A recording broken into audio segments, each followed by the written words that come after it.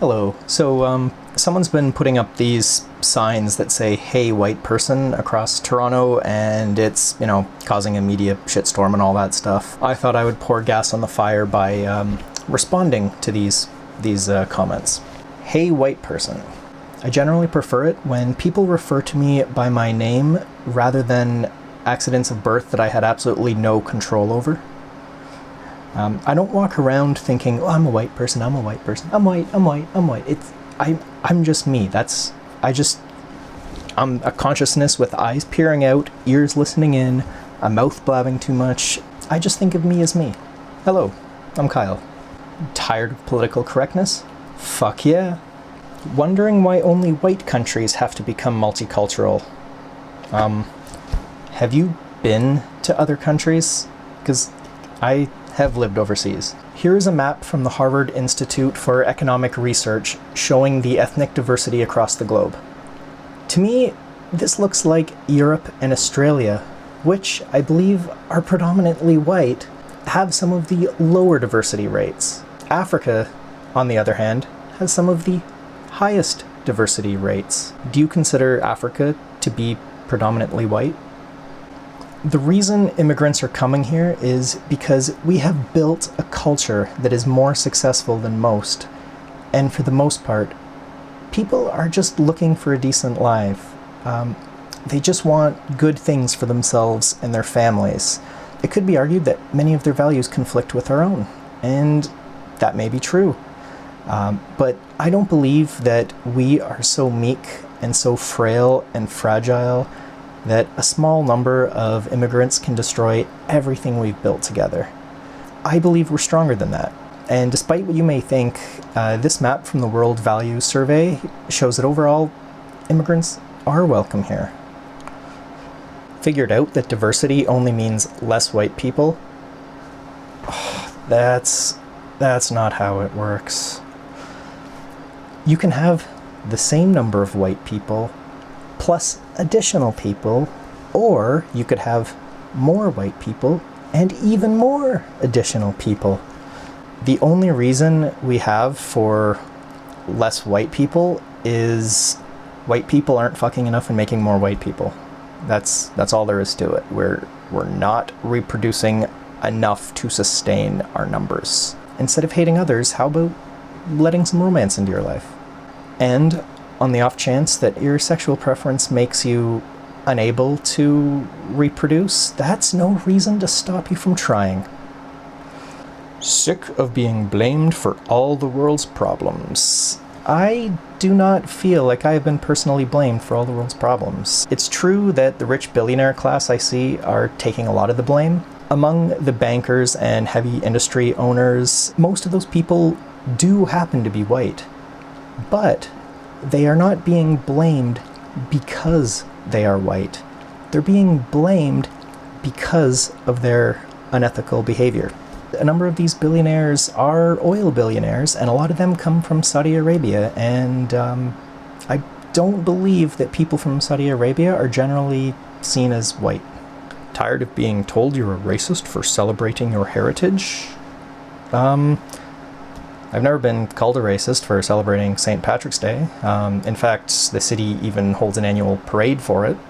And then there's Robbie Burns Day, which I don't think the city does anything for, but I've never felt like I was blamed for all the world's problems while I was reading about all of the important historical figures that happen to share my skin tone. In fact, many of these people even have statues.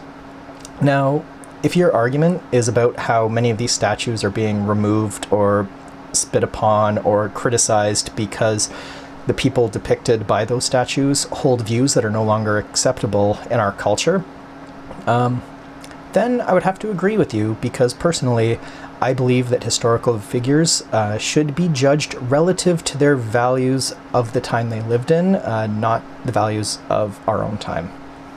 Disgusted by the garbage on television? Oh God, yes. Ugh. I don't see why that needs to be addressed exclusively to white people. I think many people can agree that most of what's on television is crap. Don't see a future for yourself or your family? I'm not able to afford a future or a family. But this isn't because of immigrants. This is because domestically and across most of the industrialized world, wages have been stagnant for an entire generation, while inflation continues to rise and food and home prices continue to soar at ridiculous rates. Home ownership is out of reach for a number of people in my generation, and since we have an economy that seems to be built around the assumption that everyone will own a home at some point, I think we're in for some very bad times. But that's not the fault of immigrants. That's us. We did that to us. And you might say, but what about all these immigrants coming in? And we don't recognize their degrees and certifications and experience. So we have all these highly educated people coming in, and then they're getting taxi driver or retail service jobs. And this does make life very difficult for our own low-skilled workers. But do you really think eliminating immigration is the most effective way to solve this issue? I encourage you to look up the statistics regarding immigrants and their entrepreneurialness, or the rate at which immigrants start their own businesses compared to Canadian citizens. They're actually building more businesses than we are. Canadian immigration does heavily favor those with advanced education, then refuses to recognize those qualifications once they get here, which pushes the immigrants into the unskilled labor market, and this does make life difficult for our own low-skilled workers. But this can be solved more effectively in other ways. Stopping immigration does not make this go away. Questioning when immigration will stop. I'm a child of immigrants. One parent is right off the boat, and the other is just a few generations back. We are a nation of immigrants. If immigration is a concern of yours, I think our attention would be better focused on companies and their abuse of the temporary worker program. I think that's a much more important issue than immigration overall. Join the alt-right. I'm sorry, but why would I do that? I disagree with the positions the right takes on nearly every issue. And I hate the smarmy, condescending, holier-than-thou, groupthink attitude of the left. Why the fuck would I want to join a movement that takes the things that I hate most about both sides and smooshes them together? And then sprinkle on a generous helping of xenophobia. Why would you think I'd be into that? Personally, I'd rather try to make the left a little bit less smug and maybe a little more open to hearing an opinion that they don't already agree with. That's where I'm going to focus my attention.